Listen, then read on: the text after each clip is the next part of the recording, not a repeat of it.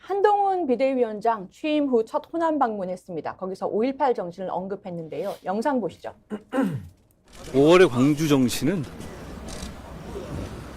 어려운 상황에서 민주주의를 지키는 정신입니다. 저는 대한민국의 지금 헌법 정신과 그 정신은 정확히 일치한다고 생각합니다. 저는 헌법 전문에 5.18 정신을 수록하는 것에 적극적으로 찬성합니다. 그리고 그 방식을 어떻게 할 것인지에 대해서 당 차원에서 잘 논의하겠습니다. 그리고 그 입장은 저희 당의 그동안의 입장과도 다르지 않습니다. 만약에 지금 어떤 식으로든가 헌법 개정 절차가 이루어진다면 뭐 지금 상황에서 5.18 정신을 헌법 전문에 수록하는 것을 명확하게 수록하는 것을 반대하는 세력이 아무도 없는데요. 5.18 정신을 헌법에 기재하는 것, 헌법 개정을 본인은 적극 찬성한다, 반대하지 않는다라고 얘기했고요.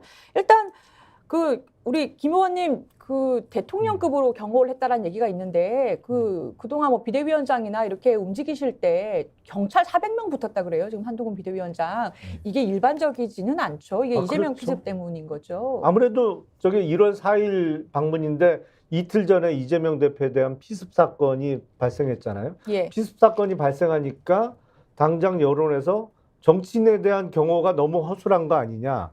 그리고 이재명 대표의 경우에 가덕도 그 현장 방문 현장에 40명이 넘는 경찰이 있었는데 뭘 했냐 뭐 이런 비판이 나왔잖아요. 근데 평소에는 정치인에 대해서 근접 경호를 하지 않습니다. 그러니까 제가 아는 한 근접 경호가 경찰에 의해서 실시되는 유일한 경우는 주요 정당의 대선 후보로 확정됐을 때 예. 그때부터는 근접 경호가 붙어요. 그동안은 붙은 적이 없었죠. 근데 피습 사건이 벌어지고 난 직후에 이루어졌던 현장 방문이기 때문에 그 비슷한 일이 또 일어나면 안 되잖아요. 그러다 보니까 경찰력이 많이 붙은 것이죠. 뭐 한편에서는 과잉 경호다 뭐 이런 얘기가 나오고 있는데 저는 이 정치인에 대한 근접 경호는 현실적으로 어렵다고 봐요. 불가능하다고 봐요. 왜 그렇죠? 아니 정치인은 표를 먹고 사는 사람이잖아요. 그러면 대중과 늘 스킨십을 나눌 수밖에 없어요. 이게 멀찌감치 떨어져서 뭐 지낼 수가 없거든요. 아니 지난 총선만 해도 그때 예. 코로나 발발해갖고 한참 공포에 많은 국민들이 사로잡혀 있을 때인데 2020년 4월 총선 당시에도 다 마스크 쓰고는 했지만 길에서 유세를 하던 아니면 출근 인사를 할 때 어느 분이 지지자라고 밝히면서 와서 악수는 물론이고 예. 포옹하자 그러면 그걸 거부할 수는 없어요. 정치인들은. 그러니까 이게 경호상 취약할 수밖에 없습니다. 근데 지금 워낙 중대한 사건이 발생한 직후에 벌어진 현장 방문이기 때문에 예. 일시적으로 경호 인력이 많이 투입된 거다 이렇게 보입니다. 일시적으로. 근데 김남국 의원이 SNS에 용산 두 사람은 왕놀이 왕비놀이, 그 밑은 황태자놀이, 박용진 의원이 살짝 어이없다 이런 식으로 얘기를 하기도 했어요. 왜냐하면 400명이나 경찰이 붙다 보니까 그러면은 이 보러 호남 시민분들이 굉장히 많이 몰리셨을 텐데 이렇게 다 경찰로 둘러싸여 있는 모양새인 거예요. 그래서 오히려 우리를 너무 위험하게 생각하나 이런 인상을 줬다라는 댓글도 있긴 하더라고요. 당연히 그렇게 느꼈겠죠. 뭐 광주 시민들 만나러 온 건데 저렇게 사진을 보시더라도 거의 뭐 들어갈 구멍이 없잖아요. 그다음에 경비단의 형사, 그다음에 뒤에 빨간 마스크 쓰고 이제 제가 알기로는 뭐 당직자들까지 해서 좀 네. 건장한 당직자를 이렇게 뒤에 세운 것 같은데 저는 그냥 좀 한동훈 비대위원장이요 말하고 있는 게 너무 달라요. 저는 작은 부분을 보더라도요. 물론 이제 최근에 이재명 대표의 피습 사건이 굉장히 놀랄 만한 일이었기 때문에 본인도 거기에 대해서 대응 테러가 일어날 수 있다는 여러 가지 차원에서 경찰이 뭐 이런 과잉 경호를 한 거는 같은데 그냥 가만히 그냥 그거를 이제 경호를 받으면 되는데 제가 알기로는 입장문들이 뭐 한동훈 비대위원장이 경호를 최소화하고 뭐 시민 불편 없도록 하기로 했다라고 또 요청했다고 하는데 그러면 이렇게 물려야죠. 안 물리잖아요. 말은 그렇게 좀 멋있게 하고 정작 하는 것은 나 다치면 안 돼. 큰일 나. 네. 그리고 광주 시민이 나한테 아마 이재명 대표 야당 대표를 쓰니까 나에 대해서 위해를 가할 것 같아. 조심해야 돼. 이런 게 너무 보이잖아요. 그러니까 광주 시민들은 진정성에 대해서 의심을 하고 기분이 나쁠 수 있어요. 저는 네. 그런 부분에 있어서는 한동훈 비대위원장의 기본적인 스타일이 나와요. 그다음에 뭐 5.18 정신의 헌법 수록 하는 부분도 제가 할 말이 많지만 일단은 한동훈 비대위원장의 지금 저런 과잉 경험 모습들, 저는 한동훈 비대위원장의 어떤 정치적인 성품이 드러났다. 정치적인 평가하고 성품을 평가하고 보는 장면이다 말씀해 주셨고요. 자, 그 호남 방문하고 이제 가장 지금 많이 보도되고 있는 게 5.18 정신 헌법 수록 적극 찬성입니다. 그 구체적으로 아까 들으신 멘트처럼 민주주의를 밀려준 5.18의 존경과 감사, 그 마음을 예산으로서 행정으로서 표현하고 실천할 것이다 이렇게 약속을 했습니다. 이게 어떻게 본심이시겠죠? 최소한 5.18 관련해서는 우리 사회가 더 이상 그 북한 소용이다라는 가짜뉴스 음해는 하지 말아야죠. 그 이야기를 하는 순간 한동훈 비대위원장은 안 그래도 지금 김건희 비위원장이라는 맹비난을 받고 있는데 일베 비대위원장의 소리를 듣겠죠. 차마 그럴 수는 없을 겁니다. 그래서 저는 다른 건 몰라도 그것은 본심일 거라고 믿고 싶고 또 그래야 된다고 생각합니다. 근데 비슷한 시기에 우리 국민의힘 소속 인천시 의장이 예. 세상의 시의원들 전원에게 김대중과 북한이 저지른 폭동이라는 식의 자료를 뿌렸잖아요. 그래서 또 큰 논란이 됐는데 아직도 그런 분들이 국민의힘에 꽤 있으신 것 같아요. 그건 정말 더 이상 제발 이제 그런 짓은 안 했으면 좋겠어요. 그다음에 이제 두 번째 저는 한동훈 위원장이 5.18 헌법 정신 수록 이런 거 좋죠. 원래 뭐 김종인 비대위원장도 계속 하고 그랬던 거니까. 근데 지금도 한동훈 위원장이 가장 황당한 것은 기자들이나 많은 국민들이 계속 김건희 윤석열 본부장과 비리에 대해서 물어보면 김건희를 입에도 못 올린다는 것입니다. 5.18 정신이 뭡니까? 불의의 살구여서 불의에 불같이 항의한 겁니다. 그리고 시민들의 민주주의와 자유와 인권을 지키기 위해서 권력에 대해서는 정말 온몸을 던져서 투쟁한 것이거든요.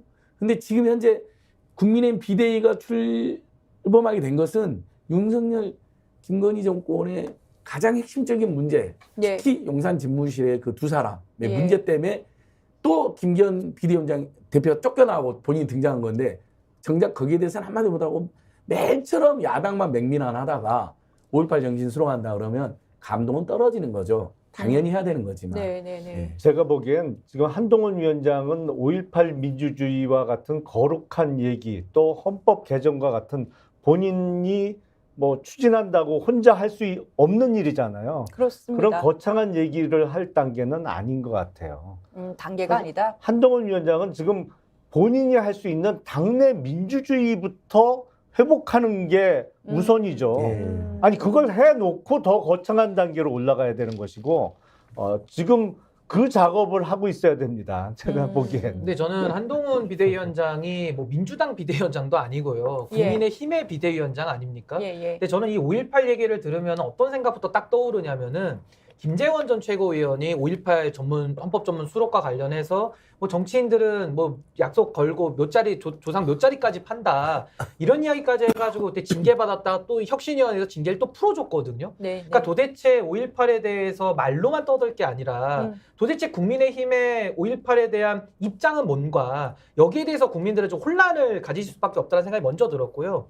또 하나는 자유민주주의 이야기를 많이 하는데 자유에 대해서 이야기를 하려면은 지금 윤석열 정부 들어와서 언론의 자유가 상당히 위축되지 않습니까? 예. 저도 최근에 공중파 나가가지고 한동훈 비대위원장이 법무부 장관 신분에서 바로 직행하는 부분에 대해 가지고 헌법적으로 문제 제기를 했거든요. 근데 거기에 대해서 국민의힘 미디어국이 바로 저에 대한 비난 성명을 내고 참 이런 식의 언론의 자유조차도 허용하지 않는 이 국민의힘에서 무슨 자유를 지금 얘기하는가? 아까 김용남 의원이 말씀하신 대로 당내 정치적 표현의 자유, 당내 정치적 자유조차도 보장하지 못하는 사람들이 무슨 대한민국 전체의 자유를 논합니까? 이거 예. 어불성설이고요. 민주주의에 대해서도 말씀할 수 있는데 그러면 딱 하나 여쭤보죠. 민주주의의 핵심이 삼권분립이거든요. 예. 삼권분립에서 방금 대통령께서 거부권을 자신의 배우자의 비리 혐의를 감추기 위해서 지금 거부권을 행사했는데 이거 민주주의에 역행하는 거 아닙니까?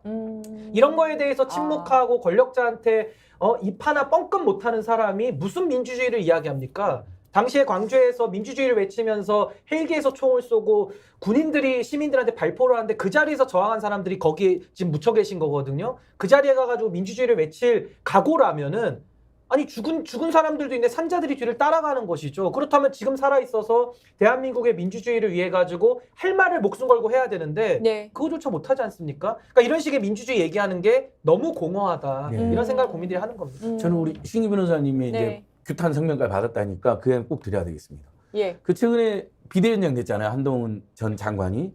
그다음에 YTN 호준석 앵커가 비대위원이 됐어요. 예. 그분이 비대위원 발표 직전까지 뉴스를 진행했습니다. 그것도 시사 프로그램을요.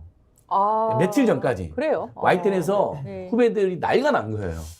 그러면 그 사람이 시사 정치 프로그램을 진행했으면 비대위원 간다는 것은 사실상 뭐 이미 성향이 굉장히 한동훈 비대위나 국민의힘 성향인데 자기가 시사 정치 프로그램을 공정하게 했겠습니까? 물론 예전에 뭐 정몽준에 대한 찬양 발언도 해서 징계도 받고 그랬던 분인데 예. 그래서 언론사 내교에 보면 최소 퇴사 후 6개월 동안도 정치를 못하게 해놨거든요. 퇴사 후에도. 예. 현직 예. 신분으로 간 거나 다름없습니다. 마찬가지로 한동훈 법무부 장관이 그동안 얼마나 입만 열면 정말 너무 합리적인 보수분들이 듣기에도 와, 저 사람 어떻게 입만 열면 야당에 대한 옛날 사건까지 다 뒤져가지고 막 맹비난하고 음해하지 않았습니까? 그러면 그분은 고도의 정책 중립이 필요하다고 우리 헌법과 선거법과 국가공무법 규정하고 공무원 복무규정이 규정한 공무원의 정책 중립 의무를 단 한 번도 지킨 적이 없었던 겁니다. 그냥 국민의힘과 법무부에서 끊임없이 야당을 죽이려고 내통했던 사람이 예. 정책 중립 의무도 실제로 안 지켰다는 지적을 받았는데 법무부 장관이 바로 비대위원장 됐잖아요. 아, 그럼 그동안 법무부 장관 할 때 이 사람 한 번도 공정한 적이 없었다는 반증이 돼버리는 거죠. 그렇죠. 그래서 그런 예. 걸 지적한 거잖아요. 예. 합리적인 지적입니다. 그랬더니 그 지적한 사람을 규탄성 밀랜다. 적반하장이 너무 심합니다. 예. 저는 이제 예. 한동훈 비대위원장이랑 윤석열 대통령이 닮은 꼴이라는 게 그 보통 이 법률가들 계시고 국민들도 알지만 말과 행동이 다르면 이제 보통 인격적으로 아주 낮다라고 보잖아요. 근데 공적영역에서 말을 막 하는데 행동이 안 따르면 사기의 영역이잖아요. 저는 이제 윤석열 대통령의 네. 배우자 김건희 특검법에 대해서 거부를 하고 한동훈 비대위원장은 5.18 민주주의 정신을 내키면서 헌법 수록하고 호남에서 승리하고 싶다고 하면서 말은 그렇게 하는데 결국에 행동 자체는 그렇지 않잖아요. 예. 이게 대국민 사기극을 벌이고 있다라고 저는 표현을 하고 싶어요. 저는 이 대국민 사기극을 멈춰야 합니다. 저는 이런 부분에 있어서는 너무 분노가 치밀고 화가 나는데 최소한 한동훈 비대위원장이 본인이 얘기했던 한동훈은 다르다. 5천만 국민의 언어로 얘기하겠다고 했으면 윤석열 대통령이 여의도 사투리든 용산 사투리를 쓴다면 본인은 5천만의 언어로 김건희 여사의 특검법에 대해서 이거는 국민들이 원치 않기 때문에 받으셔야 됩니다. 라는 말을 한 번은 하셨어야죠. 예. 한 번도 못하고 처음 들어와서 일성이 뭐였습니까? 이건 악법이다. 먼저 밑자락 깔고 두 번째 뭡니까? 386 정치세대의 청산. 그걸 왜 본인이 걱정해요? 그건 민주당 내에서 해결할 문제고요. 그리고 386 세력을 좌파 어떤 뭐 패권 정치로 보는 거예요. 예, 예. 결국 이거를 반국가 세력으로 똑같이 윤석열 대통령과 보는 것입니다. 그러니까 뭐가 달라져요? 본인 스스로가 윤석열 아바타라는 걸 하는 것이고 그 정치적인 성품과 말과 행동 자체가 대국민 사기극을 똑같이 벌이고 있다는 측면에서는요. 너무나 지금 분노를 금할 수 없다. 좀 그런 말씀 좀 덧붙이고 싶습니다. 전체적으로 그 한동훈 비대위원장이 하는 말의 진정성을 좀 믿기가 어렵다든가 아니면 지금 그런 얘기 하실 때가 아니다. 본인이 하실 일이 더 많이 있다. 이런 얘기고요. 근데 아마 선거용 발언인 것 같습니다. 그러니까 5.18 광주에서 5.18 얘기하고 대구에서는 또 역사적인 고난을 이겨내신 시민들 존경한다. 대구분들 존경한다. 이렇게 얘기를 하기도 했어요.